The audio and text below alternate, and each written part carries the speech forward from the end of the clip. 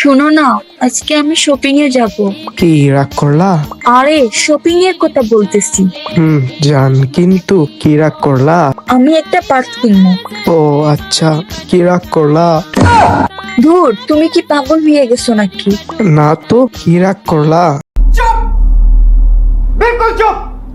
ধুর বাল, সব কথার মধ্যে এই ডায়লগটা কেন বলো?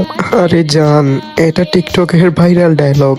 তুমি যেভাবে বলো মনে হয় আমাকেই কেপাও। না জান, আমি ট্রেন্ড ফলো করতেছি। কি রাগ করছো? ট্রেন্ড ফলো করতে করতে একদিন তাপ্পর ফলো করবা। কি রাগ করলা?